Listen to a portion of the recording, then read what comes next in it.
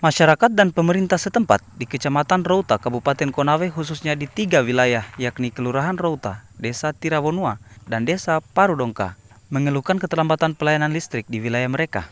Padahal di Kecamatan Routa telah terpasang jaringan listrik, namun belum juga masuk di rumah masyarakat di 2 wilayah.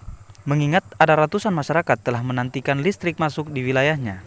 Ditambah lagi masyarakat telah membayarkan biaya penyambungan baru (BP) melalui dana tail asih dari PT Sulawesi Cahaya Mineral yang sudah 4 bulan lalu dibayarkan. Bahkan pemerintah setempat juga telah menyurat ke pihak PLN terkait permohonan percepatan pemasangan listrik baru di wilayah mereka. Kemudian jika merujuk Undang-Undang Nomor 30 Tahun 2009 tentang ketenagalistrikan bahwa pembangunan sektor ketenagalistrikan bertujuan untuk memajukan kesejahteraan umum dan mencerdaskan kehidupan bangsa guna mewujudkan tujuan pembangunan nasional, yaitu menciptakan masyarakat adil dan makmur yang merata material dan spiritual berdasarkan Pancasila dan Undang-Undang Dasar Negara Republik Indonesia tahun 1945. Tenaga listrik sebagai salah satu hasil pemanfaatan kekayaan alam mempunyai peranan penting bagi negara dalam mewujudkan pencapaian tujuan pembangunan nasional tersebut. Berdasarkan hal tersebut, awalnya media ini mencoba ke PLN Rayon Benua yang memang menangani wilayah Routa, namun tak ada yang mau berkomentar dan mengarahkan langsung mengkonfirmasi ke PLN unit pelaksana proyek ketenagalistrikan UP2K Sulawesi Tenggara yang memang menangani listrik pedesaan untuk masyarakat Routa.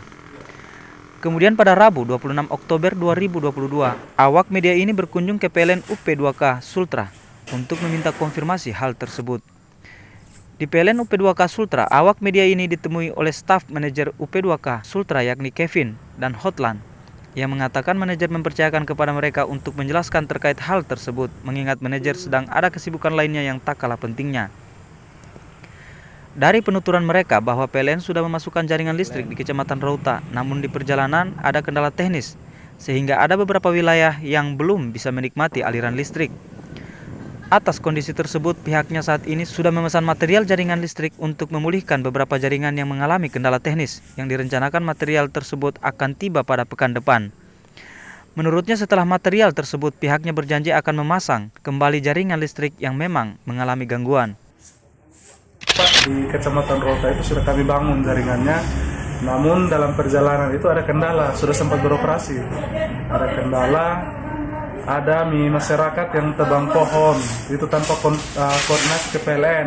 Namanya kalau sudah ada jaringan itu, kalau mau tebang pohon apapun itu tuh harus koordinasi dulu ke PLN, tidak boleh sepihak, karena itu mungkin bisa tumbang kena jaringan.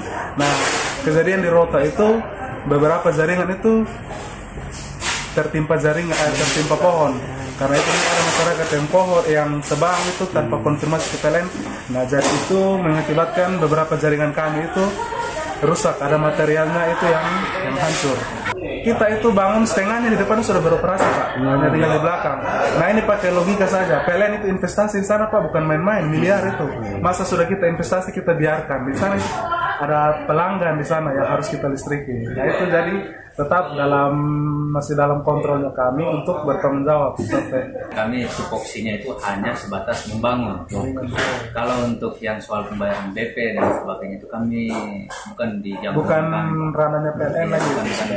Bukan bagian yang kedua kita. Iya, jadi untuk masyarakat Routa tetap tenang, itu sudah diprogramkan pemerintah. Jadi melalui PLN perpanjangan tangan pemerintah sudah masuk, sudah kami bangun jaringannya, pasti akan kami listriki sampai dengan pelosok. Dan untuk tahun ini juga ada beberapa yang belum, kan di mana, di Kuwirano itu juga on progress sementara kami kerjakan.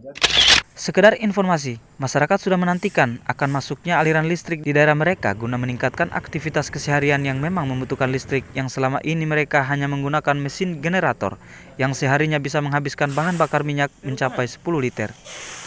Sehingga dengan masuknya listrik, masyarakat bisa mengurangi pengeluaran mereka dan tentunya akan mampu meningkatkan perekonomian di wilayah mereka. Dari ruang redaksi Sultra Lain, mengabarkan untuk Anda.